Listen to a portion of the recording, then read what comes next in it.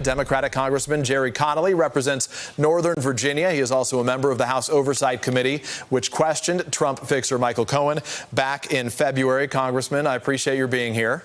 My great pleasure. If I can, let me ask you, you to this point have said that you do not support impeachment. Has what's happened since Sunday, the president's tweet, his comments at the rally yesterday, or frankly, even that rally cry, changed your position as it relates toward an impeachment inquiry?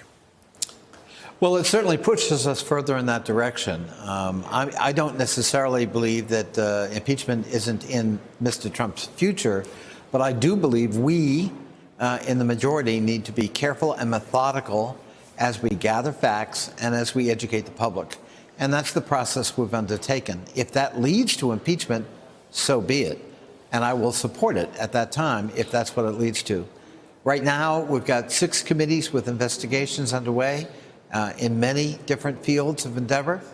And of course, we also have Mr. Mueller coming to testify before 2 committees in open session. We need to hear from him, the author of the Mueller report, and digest the meaning of all of that before we take any action. I'm sorry to interrupt. What could Robert Mueller say next week that would change your mind? What are you waiting to hear?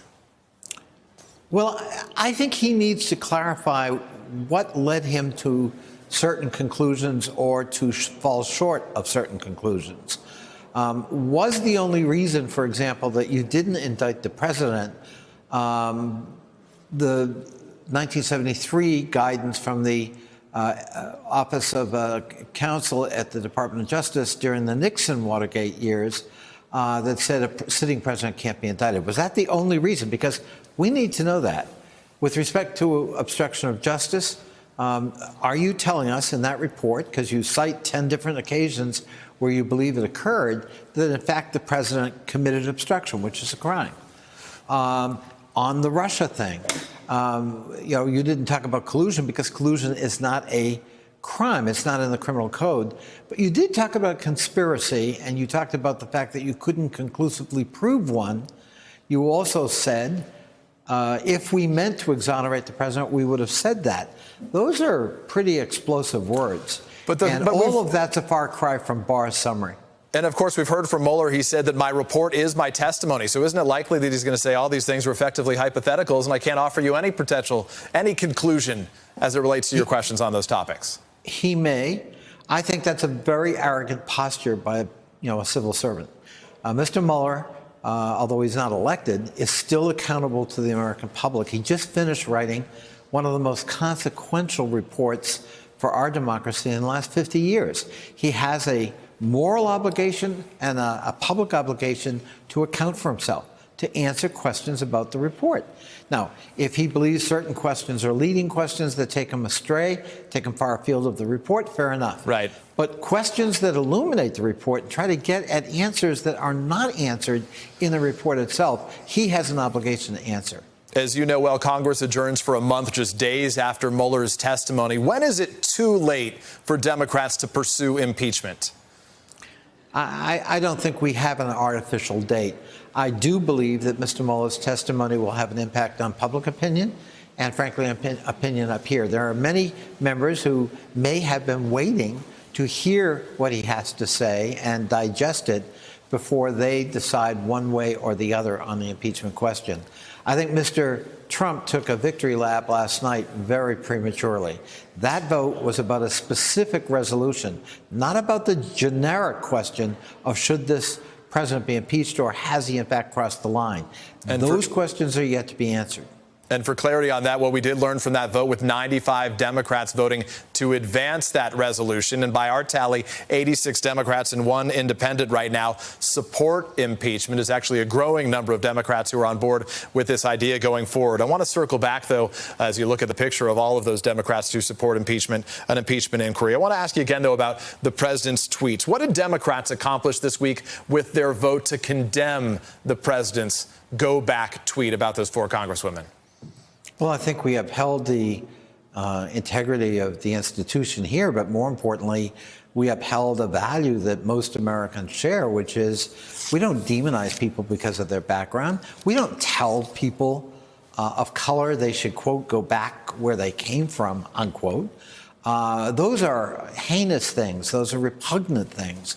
They don't reflect American values. And the House, in a bipartisan vote, although I wish we had more Republicans on it, said that. And I think that's a very important statement to affirm here in the House of Representatives. Do you worry about the Congresswoman Omar's safety in the light of last night's rally and, frankly, of the president's tweet? Yes, I accuse the president of deliberately inciting. He incited in his tweets, and he took it to a new level last night. One of your panels called it an Orwellian rally reminiscent of the novel in 1984. I think that's exactly right. And I think the president did that with malice aforethought, and then today sanctimoniously said, well, he didn't favor the chant. Well, he had nothing to say negative about it last night. Silence is consent.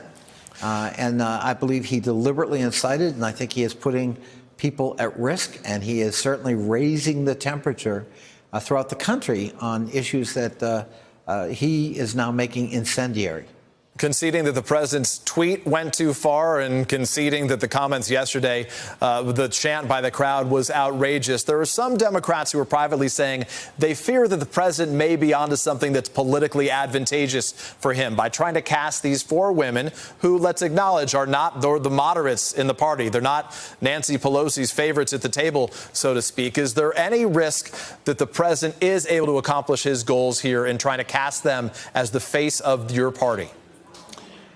I think that's a pretty cynical goal if it is his goal. I suppose, yes, there could be such a risk. But I think it's really important to remember that we have a base, too. And that base is deeply fired up right now about these tweets and about this obvious racism as a tactic, a political tactic. And independents are equally recoiled. And so I think he may be firing up his base, but sometimes he forgets we've got a bigger base than he's got. And they're very fired up about this.